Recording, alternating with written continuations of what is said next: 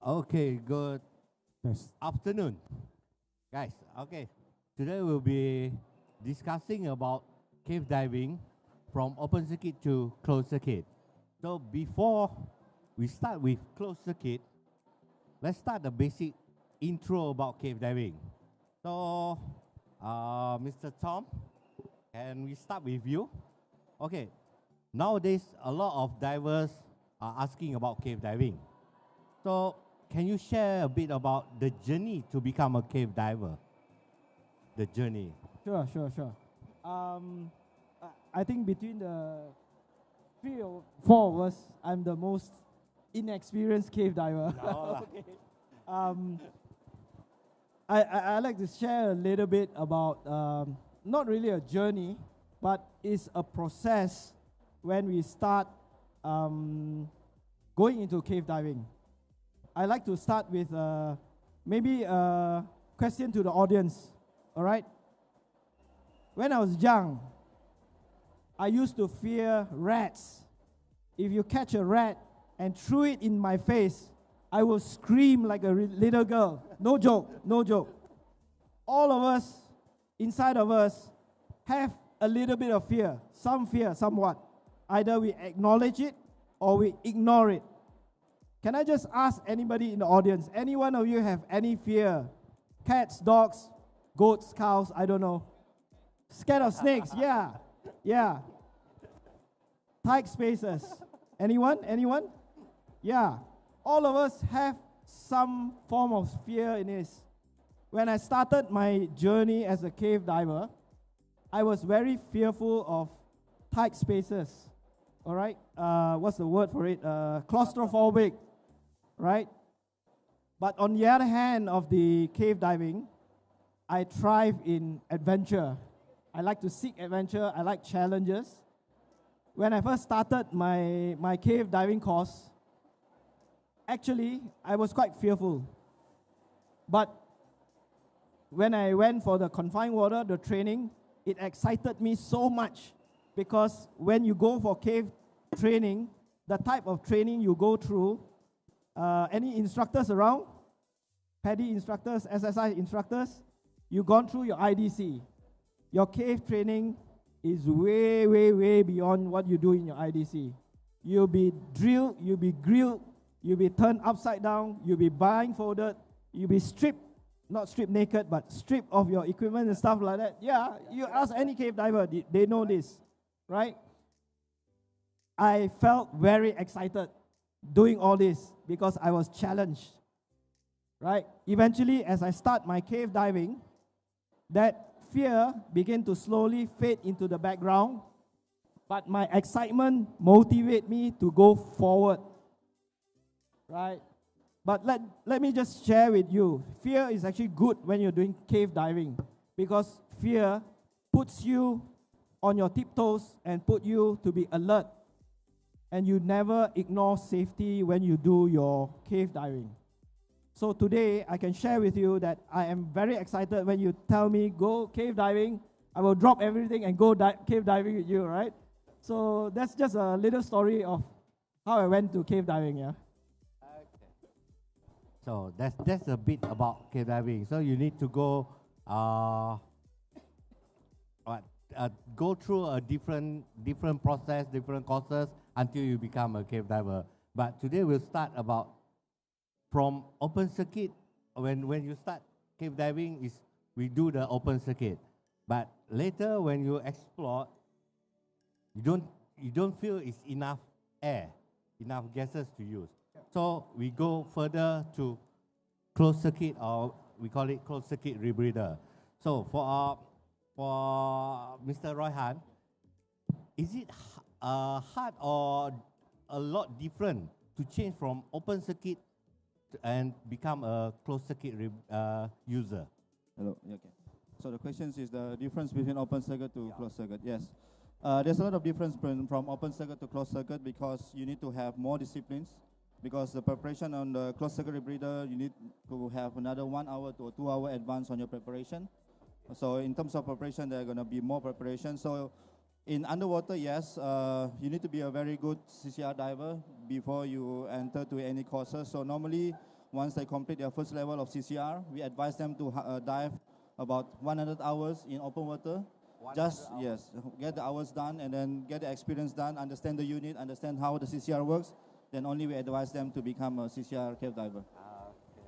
So you need to go the courses first before buying the CCR or something. You can buy the unit and then you take the courses at the same time. Or some of the dive center they offer courses with the unit, rental unit. So it depends on the dive center that you choose. Okay. So the preparation about like what 100 hours of learning process, is it about the gas mixture or the usage of the CCR? Okay, so the 100 hours of the wolf, she cries at night. A breath had born in the black wind where the shadows lie. Deep inside despair. unit, that's why the 100 hours is so important during the process. Okay. Okay. Mr. Jason, as a cave diver, you are one of the pioneers in Malaysia actually. I've known you for quite years, but haven't got the chance to dive together. But as a cave diver, what difference does it make between using a CCR and open circuit when doing exploration? If you are talking about the exploration, I would say CCR is very usage because you need some. The difference between the open circuit is you breathe the bubble out. Yeah. So eventually, when we do exploration, those are the unexpected caves that there's no one been before. Yep. Unless you go to those very well-developed caves, and all this silt is already gone. So you can always find a very crystal clear water. I have the experience together with my friend Lee. We've been explored to one of the mine. It's not a cave at Sungai Lembing in Malaysia. That was a very virgin mine that has been left for quite a long time. Where the mines already left, they leave the mine inside the one of the entrance there. So coincident, we use these open circuits. From the very beginning, it is very crystal clear water. But as we pass through one certain tunnels, right, when we start to turn around, we lost the visibility. The visibility is totally lost. But of course, we lay a line and we managed to come back from what we are.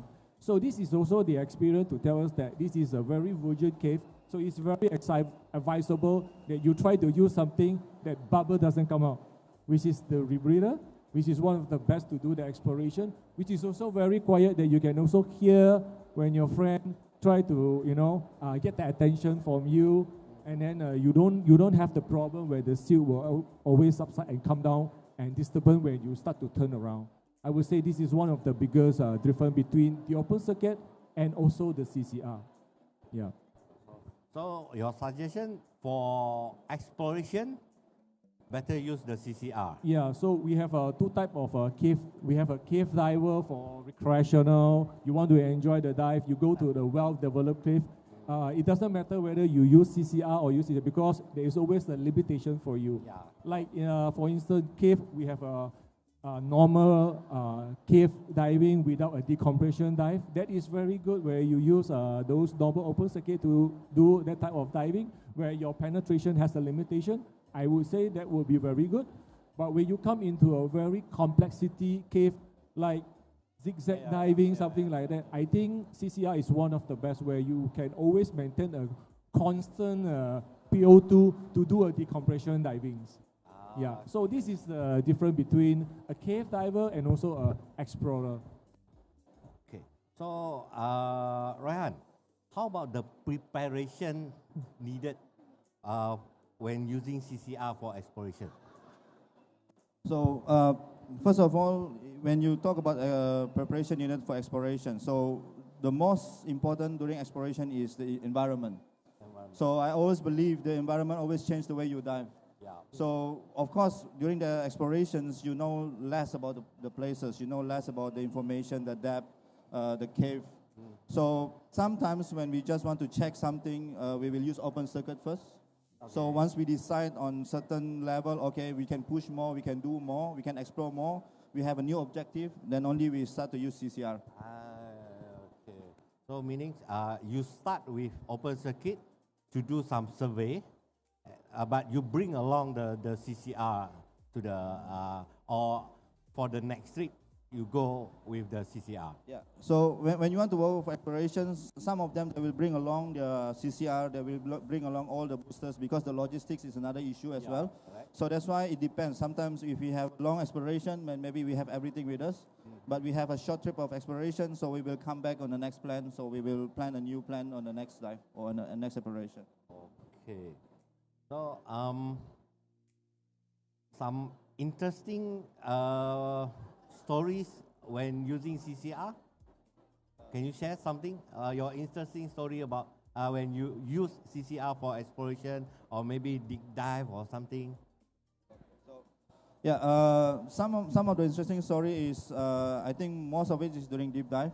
So because in deep dive you want to extend your time at the bottom, so by using CCR, so it's a cheaper option because of the of the helium price. So recently we have a silicon project in Sipadan. So we use a lot of CCR at the depth just to stay longer at the depth. So we want to put the cameras at the depth. You want to know what is their habitat, where they stay, at which depth they're going to stay. So that's why the interesting story is sometimes you are a bit overconfident with your unit, but sometimes the unit have an issue as well. So that's why to be a CCR diver, you need to be ahead of the game. You always be ahead of the game. You need to understand if this happens, how to solve it. If this happens, how to solve it. So it means you need to also learn your critical thinking. So by having a good critical thinking, you need to dive more. You need to understand more on your unit, and then you need to be a very, very good cave diver as well, or deep diver. Okay. So, Mr. Tom, your interesting experience. You use CCR also, right? I'm actually a CCR diver, but to be frank, I have not done cave in CCR. Okay. So I've done not many cave in open circuit, but I like to share with a lot of people. I believe there's not many cave divers out there. In Malaysia, cave diving is relatively new, and there may be a lot of people actually quite interested in this area of exploration. I just want to share my 2 cents on that. When I first started to do cave diving, I didn't know where to start. So after becoming a cave diver, I like to share it with other people so that they can have a few guidance of where to start. I summarize it in 5 points. Okay, the first point is basically risk. Now, if there's any of you out there who wants to do cave diving, the first point you need to look at is actually looking at the risk. Now, becoming a cave diver, this is basically one of the highest risks of diving. Okay? In the extreme sense, this is very extreme. So, before you even think about starting to do cave diving, ask yourself this question. Are you willing to take up that risk? Right? If you're willing to take up the risk as a cave diver, then yeah. Then we proceed to the second point. Second point is this, is equipment. Now when you go cave diving, nobody's going to rent you the equipment, right? You need to get your own equipment from head to toe, right? And let's look at it this way. Cave diving equipment is not cheap. Right, you know that. All of us know that. So, second question, are you willing to fork out that amount to invest in your own, cave equipment? The third point I want to raise is you need to be prepared in 2 sense, physically prepared and mentally prepared. And as you go into your cave training, you will realize there are a lot of things you do not know as you do your cave training. I won't share too much, but it's interesting for you. You're gonna be very, very how do I say it? You go through a process of becoming a cave diver. The fourth point of it is you need to be side mount ready. I mean, I believe people are go in twin set as well. I have no problem with that. I still think that side mount configuration is the way to go. So side mount as well, you need to ensure that not just any side mount, make sure you get a right instructor to give you the right training, not just a basic side mount. So think about razor side mount as well. You know. All right. Last but not least is point number 5 is actually you need to get the right cave instructor. Now, this is a very specialized training. You are not going to look for a 5-star dive center or whatsoever. You need to look specifically for the correct instructor who can give you the right training, prepare you physically, mentally, throw you into the deep end, let you go through and learn the right skills and develop yourself and end up being a strong cave diver. Okay? So when I first started, I did not know this. But now that I've become a cave diver, I like to share with everybody. So to summarize, there's 5 points to look at. Are you ready to face the risk as a cave diver? Second thing, you need to get your own equipment as a cave diver. Third thing, you need to be physically and mentally prepared to go into the cave. Fourth, be a side mount diver, preferably razor side mount. And last, you need to get a good instructor, cave instructor, who can drill you and make you a very strong cave diver. Yeah? Right. Okay, Mr. Jason. When you do exploration with the CCR, what's the awareness that we need to take point into when using the CCR? The awareness using CCR while doing exploration. The most important thing is the diver have to constantly looking at their PO2. That is very important. Okay. Yeah, and also it also depends the unit they're using. If it's electronic, they will constantly flow for you, and then you will also have a little bit of issue on your buoyancy as well. Yeah, the kind of CCR. But I know nowadays a lot of these the new evolutions, like they always come up. The much easier rebreather is like a side mount rebreather nowadays. I think these people they've been using quite a lot of. I think they pretty conquer. The most difficult part for especially a very beginner rebreather is handling with the counter lung.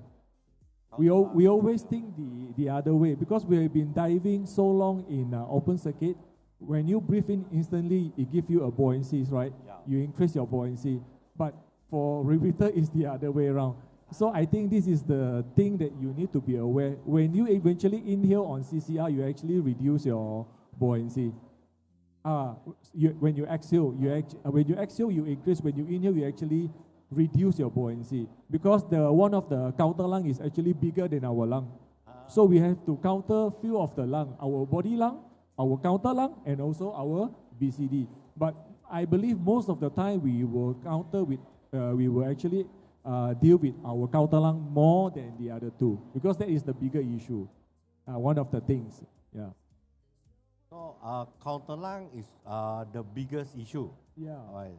So is it make a difference between MCCR and ECCR? That one is more like manually is like you constantly flow on yourself. I believe that one has a less catastrophic issue where you don't have to depend on the electronics. These are all mostly for those people who are doing extremely deep explorations. Yeah.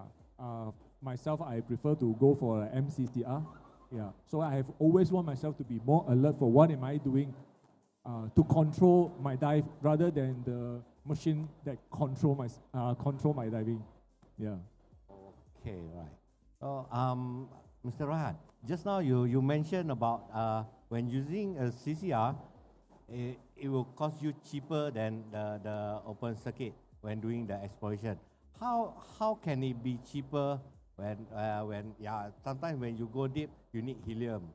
Helium it costs a bit, but how does it make the CCR cheaper while doing exploration other than the open circuit? Okay, so the CCR is, you need a investment at the beginning. So, but in terms of long-term wise in the helium gases, so CCR is cheaper. It can be 10 times cheaper than the open circuit. 10 Yeah, 10 times cheaper. So that's why when you use CCR at the beginning, you need to invest a lot. You need to invest about $10,000 just to buy a unit, minimum plus minus. And then in the long term, when you do a lot of deep dive exploration in the cave, or you doing a lot of stage cave, do long exploration in the cave, then the CCR can be cheaper in terms of long-term uses. So that's why if you just fund cave diver, open circuit is the best option. Of course, it's cheaper than CCR, but in the long term of expedition in the depth, then CCR is a wise choice. Oh, so meaning is you when doing long term, it will become cheaper. Okay. The head-on investment is big on CCR. Head-on, yeah. Okay, so how about the gas planning? Is the CCR will calculate for you, or you need to calculate the gas planning? Okay, so the CCR the eCCR will determine your PO2. You have the set point, so you have a low set point and high set point. So when we're diving with eCCR, we can choose our set point from low set point to high set point. So set point means, I want to dive with 0.5 PO2, so your CCR will give you a 0.5 PO2 all the time, so they will inject the oxygen to your loop. So if you set your CCR to high set point, so they will inject more and more oxygen. So that's why, as Jason says, he like to be on MCCR. So MCCR doesn't give you that advantage. Okay. So you need to add on your own oxygens to get the ideal PO2. So, but my point here is, I also have my MCCR. I use Gemini, and I like to dive with eCCR, but I make it as a MCCR. So the electronic CCR is like my backup. So I dive manual, but in electronic CCR. So I like to dive at the low set point, but I add my own PO2 at a certain depth at a certain point. So you're asking about the mixtures of gases. So we will decide of the gases once we know the depth, once we know the penetration, once we know our plan. Okay, so Mr. Jason, you're also doing the MCCR. Is the same thing like Mr. Ryan said? Very similar. It's very similar, but different unit. Yeah. Yeah, one of the unit that we are able to do is like going for the two options that you're able to do is one is the back mount and one is also the side mount. Okay, so does it make difference between the back mount and side mount rebreather? Like what Tom said, if you want to do a cave which you have find that you know there's a more narrow area, I think the side mount setting is one of the best configured. We make you more trim that you can go for more narrow. I think the exploration can be slightly longer. Okay. So because while we are doing the exploration, we bring our tank, we bring our compressor, everything, and for that is really pain. Yeah. For the deco process, we bring the booster to add on then the CCR can do everything for us during the dive.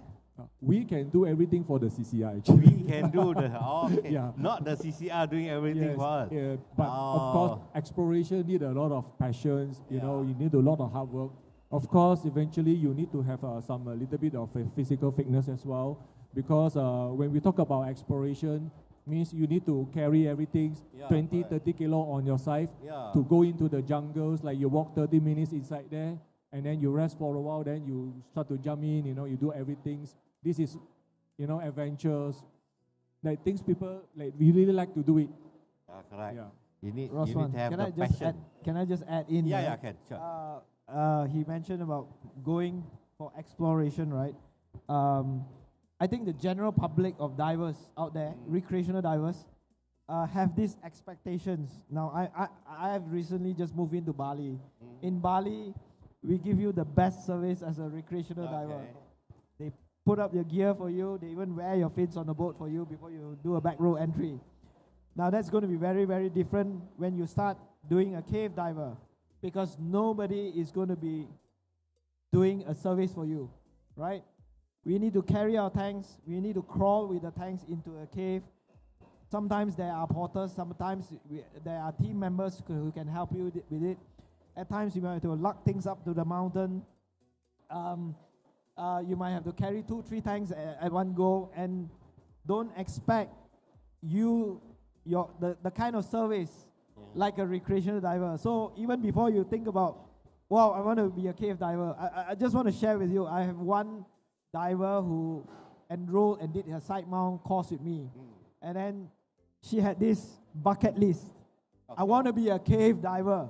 I said, are you sure? No, I want to be.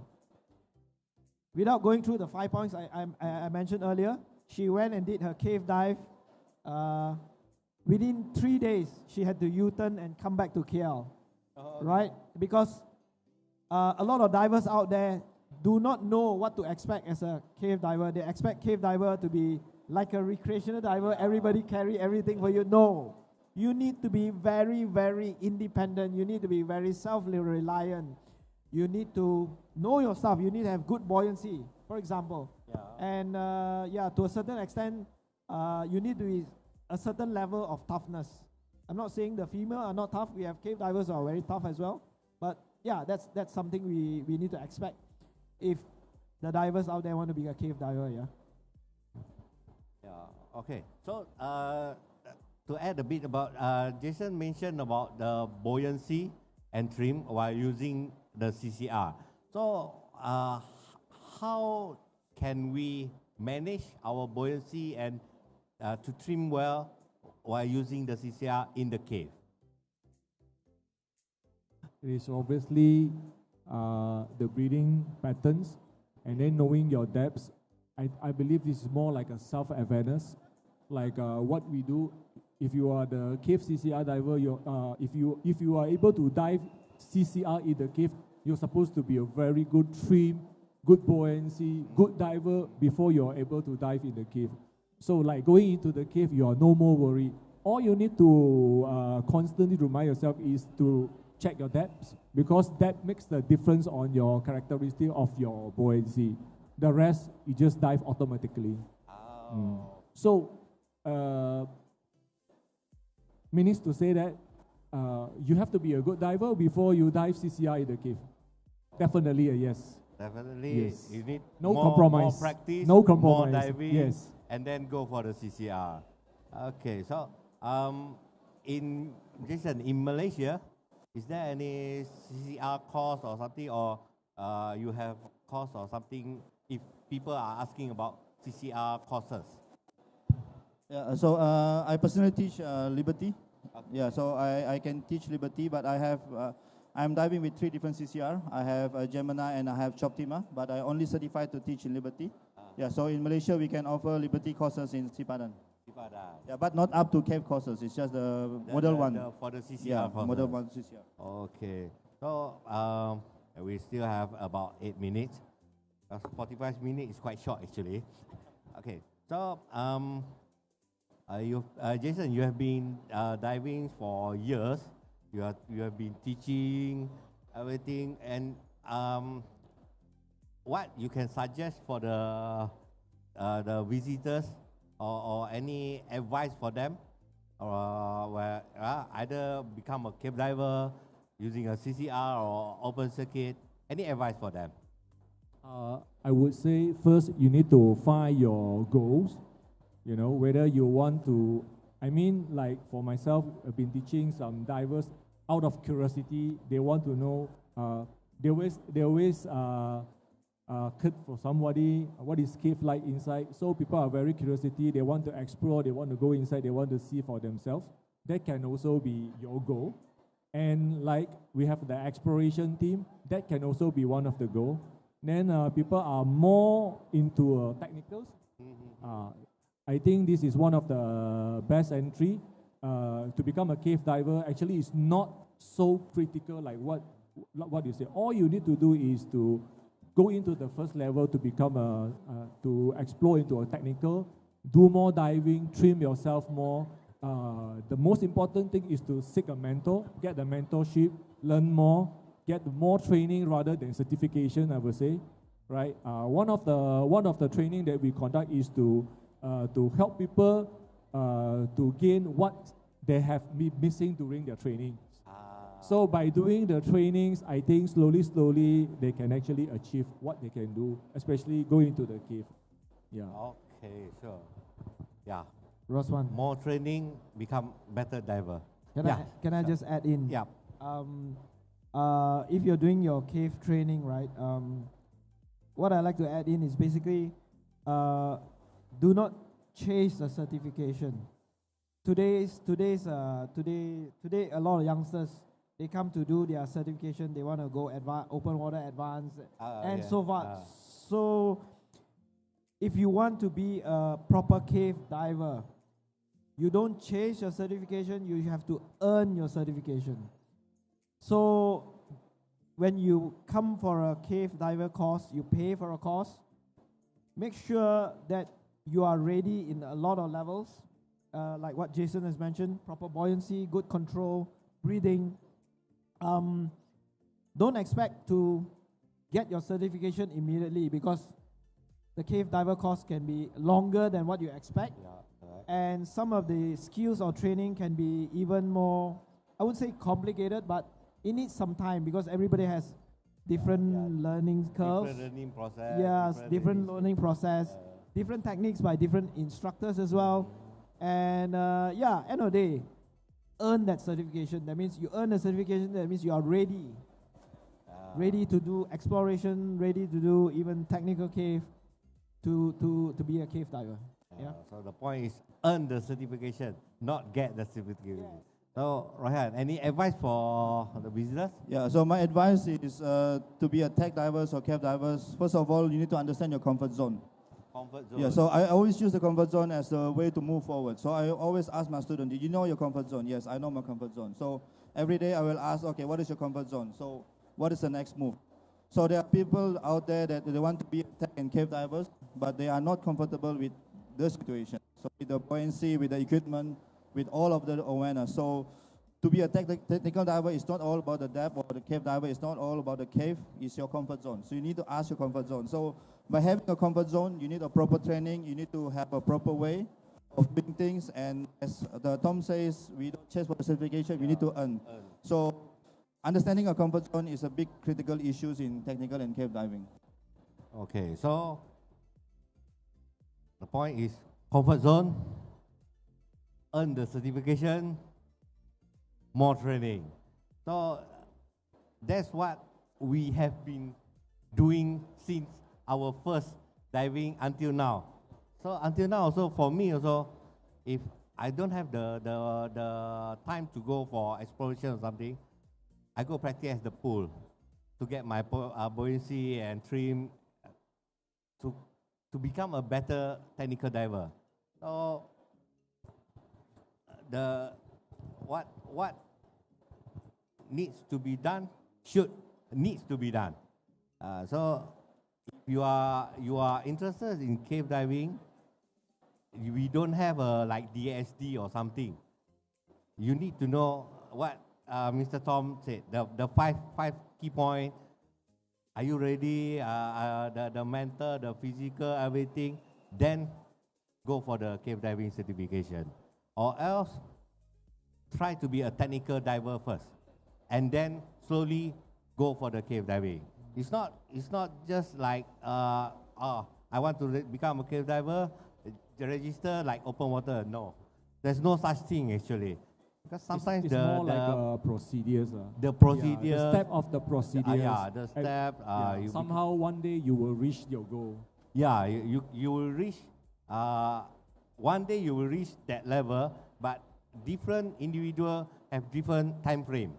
Some people fast learning, some people a bit slow, but all the skills, the drills, everything. Yeah, it's quite hard actually. It's quite hard. Yeah. You can trust trust your instructors.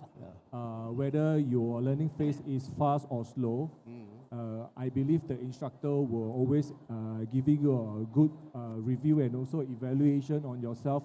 When and where are you ready to become or to move to the next step. So seeking a good mentorship, trust your instructor, trust the process. So that's all from us for today. I'd like to thank the organizer for inviting us to share our knowledge and experience. So hopefully, if you guys have any questions, can go to the booth. The Malaysia Cave Diving Association have a booth at B030. And you guys want to ask about more about the CCR, yeah, you can personally ask them. Okay, thank you, organizer. Thank you so Thanks much. for Thank today. you very much.